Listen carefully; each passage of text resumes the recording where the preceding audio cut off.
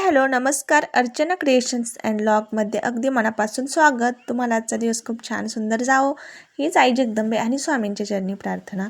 तर आता दुपारच्या नंतर व्हिडिओला सुरुवात केलेली आहे आणि 2 दिवसाचा व्हिडिओ मी एडिट करून एकत्र करून टाकलेला आहे. तर व्हिडिओ स्किप न करता पूर्ण बघा. दुपारचा टायमिंग आहे आणि सगळी कामं आता जवळपास झाली. माझी भांडी घासायची काम चाललं इथं.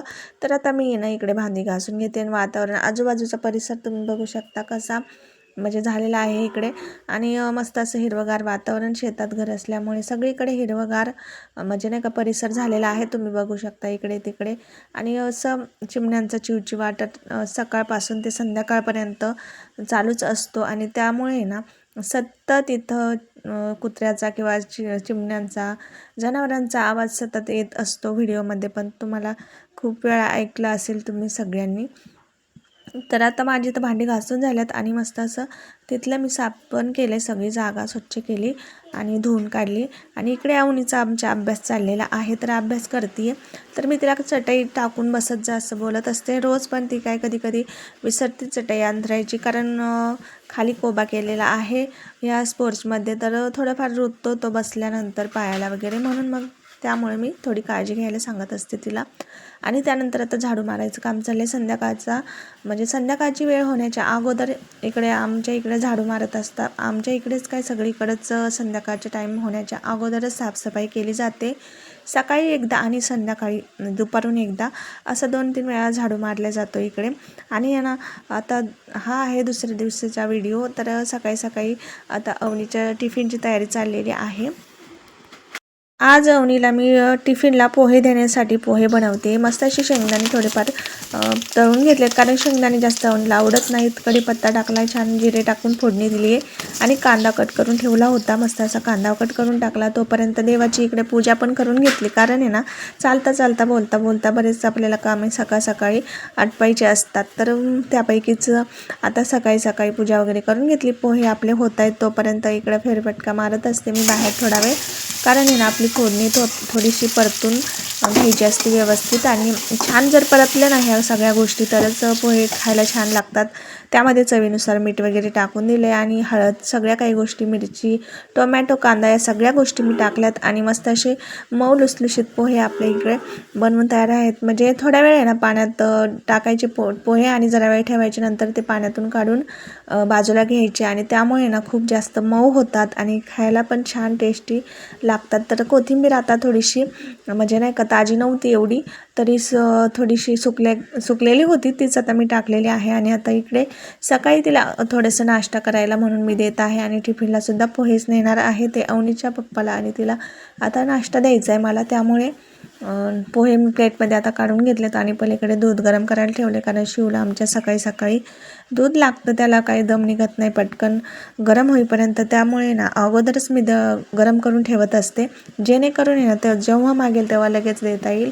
तर आता मस्त अगरबत्तीचा सुगंध घरामध्ये घरभोवती नाही का पूर्ण म्हणजे नाही का घरामध्ये सुटलेला आहे अगरबत्तीचा सुगंध. आणि त्यामुळे ना फ्रेश वातावरण एकदम तयार झालेलं आहे आणि सकारात्मक थोडेसे वाईब्स येत असतात सकाळी सकाळी. जर अशा काही आपण गोष्टी केल्या, देवपूजा केली आणि दिवाबत्ती वगैरे लावलं तर खूप छान वाटतं, घरामध्ये फ्रेश वाटतं.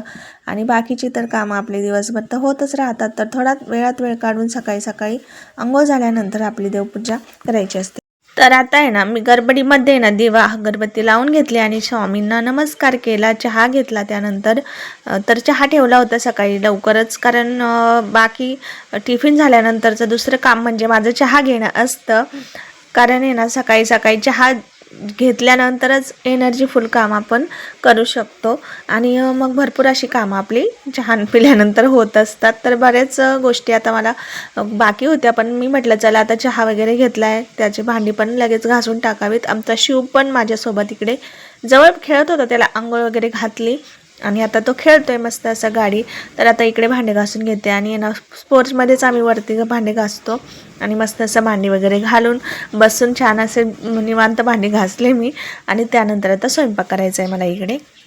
तर आज आहे ना स्वयंपाकामध्ये आहे ना मला वांग्याची भाजी बनवायची होती. तर भरपूर असे ताजे वांगे होते घरामध्ये, तर बाजारामधूनच आणलेले होते आणि भरपूर अशा भाज्या. तर ह्या दिवसामध्ये आहे ना आता थोड्याशा लवकर खराब होत नाही, तर पालेभाज्याच असतील तर त्या मग पटकन खराब होतात, नाही तर हे थोड्या फळभाज्या थोड्याशा राहतात. आणि वांगी ना एकदम ताजी होती बरं का, तर त्याचीच भाजी बनवायची होती मला. तर आता हे वांगे घेतलेत मी आणि कारले आणि टोमॅटो. बाकी म्हटलं आता एवढी भाजी आपली शिल्लक आहे, बाकी तर सगळ्या भाज्या संपलेल्या आहेत, एवढेच आता बाकी आहे.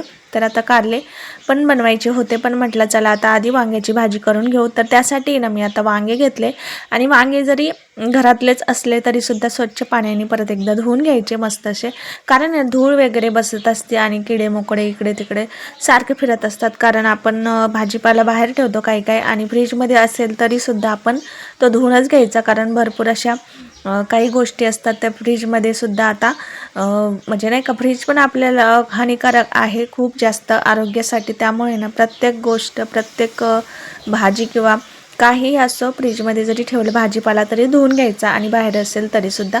तर आता मस्त असे वांग्याचे मी 4 भाग कट करून घेणार आहे. अख्खं वांगं ठेवणार आहे, फक्त 4 भाग आपले कट करायचे आणि छान असे पाण्यामध्येच आता मी टाकून ठेवणार आहे. कारण का बाहेर जर वांगं कापून जर ठेवलं ना मसाला वगैरे बनवेपर्यंत ते पूर्ण काळं होऊन जातं. त्यामुळे शक्यतो वांग्याला पाण्यातच ठेवायचं, त्यामुळे ते काळं पडत नाही आणि चांगलं राहतं. आणि आता काय करणार आहे, मी मसाल्याची तयारी करते इकडे.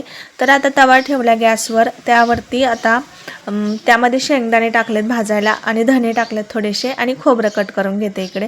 तुम्ही खोबरं किसूनसुद्धा टाकू शकता. किसून टाकल्याने काय होतं, आपलं जे भांडं असतं ना मिक्सरचं, त्यामध्ये असे थोडेफार तुकडे राहतात ना खोबऱ्याचे, ते राहत नाहीत. पण आता मी छोटे छोटे तुकडे करून घेतले तिथं आणि लसूण पण थोडासा सोलून घेतला आहे आणि टाकला आता तव्यामध्ये भाजायला. आणि आता ही कोथिंबीर थोडीफार राहिलेली तीसुद्धा आता मी इकडे धुवून टाकणार आहे भाजण्यासाठी. तर हे तुम्ही बघू शकता, या सगळ्या गोष्टी मी एकत्रच सगळ्या भाजायला टाकलेल्या आहेत आणि सगळ्या मस्त अशा खरपूस भाजून घ्यायच्या.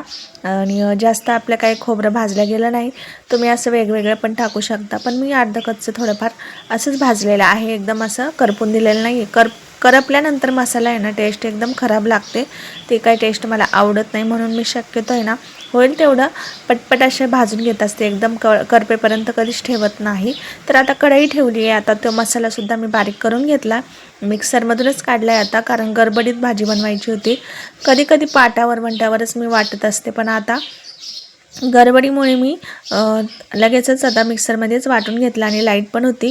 आता काय केलं, थोडे बेसिक मसाले मी टाकून दिले तर आणि त्यामध्ये आता हे वाटण आपलं टाकून दिलं आहे आणि हा घरचा काळा मसाला थोडा मी टाकलेला आहे, त्यामुळे ना थोडी टेस्ट छान येते. आता ग्रेव्ही मसाला पण मला ॲड करायचा आहे जरासा, तर ग्रेव्ही मसाल्यामुळे पण आहे ना एक वेगळीच टेस्ट येते बरं का आणि खूप छान आहे हा मसाला.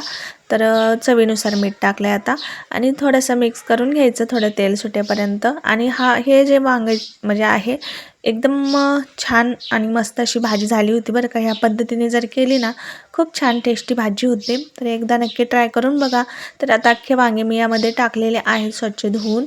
तर आता बघू शकता मिक्स असं करून घेतले आणि वांग्याला आहे ना खूप जास्त टाईम लागत नाही बरं का शिजायला. हे जर असे थोडेफार परतून घेतले ना मसाल्यामध्ये छान, तर थोडेसे नाही का त्याचा कलर चेंज होईपर्यंत परतून घ्यायचं चांगलं. त्यामुळे काय होतं, वांगं लवकर शिजतं आणि तो जो मसाला आहे तो पूर्ण वांग्यामध्ये ऑब्झर्व होतं आणि त्याची टेस्टसुद्धा वांग्यामध्ये उतरते. कधी कधी ना काही लोक त्याच्यामध्ये मीठसुद्धा लावून घेतात अगोदर, पण ते जरासं जास्तच खारट लागतं. त्यामुळे ना शक्यतो मी असंच बनवत असते. तर खूप छान टेस्टी आणि मस्त वांग्याची भाजी आता तयार झालेली आहे. तयार पण नाही, तर पाणी जेवढं टाकायचं आहे आपल्याला, जेवढी क्वांटिटी पाहिजे भाजीची तेवढं टाकायचं आणि त्याला मस्त असं झाकून असं 10 ते 15 मिनटं एकदम कमी गॅसवर शिजायला द्यायचं. 10 मिनटं कमीत कमी जरी ठेवलं तरी चालतंय।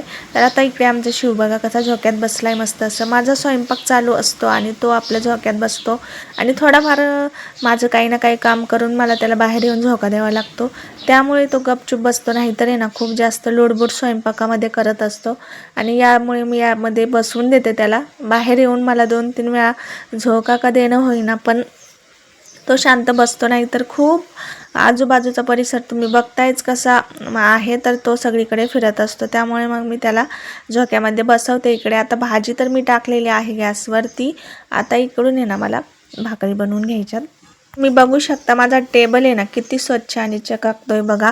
कारण काय बरं का मी सकाळी आता अवनीचा टिफिन पण बनवून दिलता, पण आज मी पोहेच दिले होते तिला, त्यामुळे एवढं काही खराब झालं नव्हता टेबल। पण आहे ना मी भाकरी जरी केल्या ना सतत मला एक कपडा मी सोबत ठेवत असते आणि सारखं क्लीन करत असते टेबल तो, आणि त्यामुळे ना खूप चकाकतो बरं का तो आणि अजिबात खराब होत नाही। आता मी भाकरीसुद्धा तुम्हाला करून दाखवते आणि करते, तर कशा प्रकारे करते तर ते तुम्ही बघा। तर आता एक मी ना नॅपकिन ठेवलेला आहे, त्यावरती हे छोटंसं ताटच ठेवलं आहे आणि छान अशी एकदम ॲक्युरेट आपल्याला जेवढं पीठ पाहिजे तेवढंच मी मळून घेत असते, जेणेकरून आहे ना जास्त पसारा होत नाही। आणि पाणी पण लावताना आहे ना थोडंसं करून लावायचं, जेणेकरून आजूबाजूला आहे ना पाण्याचे शिंतोडे उडत नाही आणि गॅस पण खराब जास्त होत नाही। थोडाफार आपल्या पडलं ना पाणी तर लगेचच कापडाने ते स्वच्छ पुसून घ्यायचं, म्हणजे ते सुकत नाही आणि आणखी जास्त डाग होत नाहीत। असे जर भाकरी जर केल्या ना तर गॅस पण आपला एवढा जास्त खराब होत नाही आणि भाकरी पण इझिली आपल्या तयार होतात। तर आता ही अशी आज झालेली आहे वांग्याची भाजी।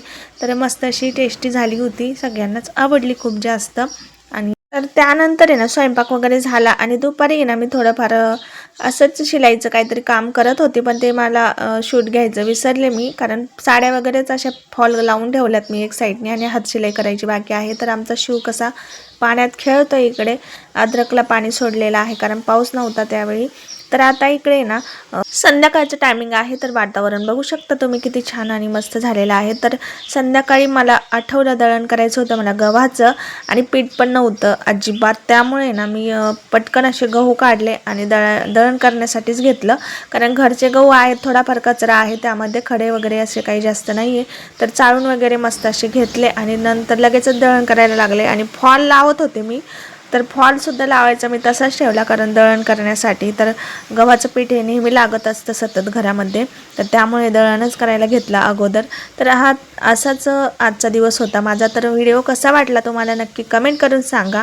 आवडला असेल तर नक्की एक लाईक करा, चॅनलवर नवीन असाल तर सबस्क्राईब करा। भेटू अशाच एका नवीन व्हिडिओसोबत, तोपर्यंत सर्वांना बाय बाय। श्री स्वामी समर्थ। पाहत राहा, शिकत राहा।